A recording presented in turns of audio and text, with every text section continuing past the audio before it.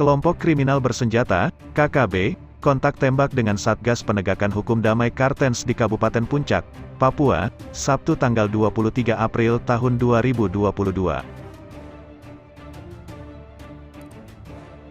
Kops Damai Kartens baku tembak dengan KKB terjadi di area Jembatan Ilame, Kampung Erogama, Distrik Omukia, Puncak Papua. Dalam baku tembak itu dua anggota KKB merenggang nyawa setelah diberondong tembakan oleh Satgas Penegakan Hukum Damai Kartens Sabtu tanggal 23 April. Komplotan KKB yang tewas yakni, Iteminus laki murid yang menjabat sebagai Panglima Lapangan Kodam 3 Kampung Ondugura, kemudian, Badaki Kogoya juga ikut tewas ditembak. Terungkap bahwa Iteminus laki murid ternyata merupakan sniper KKB teroris di Papua Barat. Belum diketahui siapa saja yang menjadi korban kebiadaban laki murid. Iteminus laki murid seorang sniper West Papua. Tulis akun @papuaniosani dikutip Senin, tanggal 25 April tahun 2022. Benar, adanya laporan yang kami terima ada kontak senjata pada Sabtu sekiranya pukul 4.58 waktu Indonesia Timur dan ketika lidik terhadap pelaku pembakaran rumah warga, ujar Firman. Senin, tanggal 25 April tahun 2022. Saat itu kata dia laki murid dan anggota KKB lainnya hendak menembak anggota. Disitulah terjadi baku tembak antara kelompok teroris dengan anggota Satgas Kartens. Laki murid dan Badaki sempat menyerang. Dari situlah terjadi kontak kini. Dua KKB tersebut telah dimakamkan secara tradisional, pungkasnya.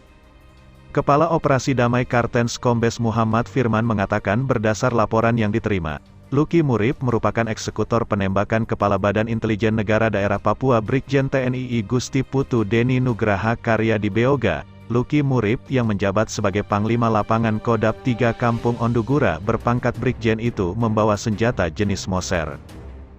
Dia menjelaskan Luki Murib ialah anak buah Titus Murib yang merupakan KKB bermarkas di Kampung Ondugura. Selain sebagai eksekutor penembakan terhadap Brigjen TNI Gusti Putu Deni Nugraha Karya, Luki Murib juga terlibat sejumlah aksi pembakaran rumah guru dan kepala suku Dambet pada tanggal 17 April tahun 2021.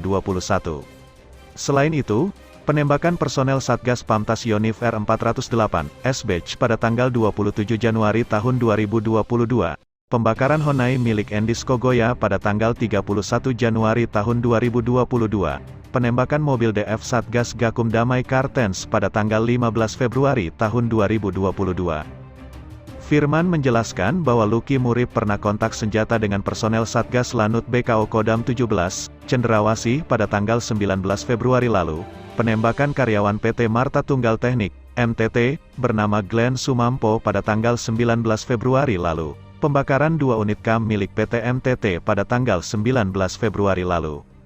Dia menambahkan bahwa Luki Murib juga terlibat pembakaran 6 rumah di dekat Tower Telkomsel dan di dekat SMK Ilaga pada tanggal 20 Februari lalu, pembakaran rumah warga pada tanggal 5 dan tanggal 6 April lalu, dan pembakaran bangunan PT MTT di Kampung Wako, Distrik Ilaga, Kabupaten Puncak pada tanggal 22 April tahun 2022.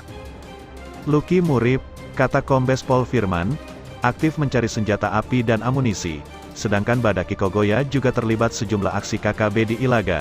Dua anggota KKB itu tewas dalam baku tembak di sekitar Jembatan Ilame, Kampung Erogama, Distrik Omukia, Kabupaten Puncak.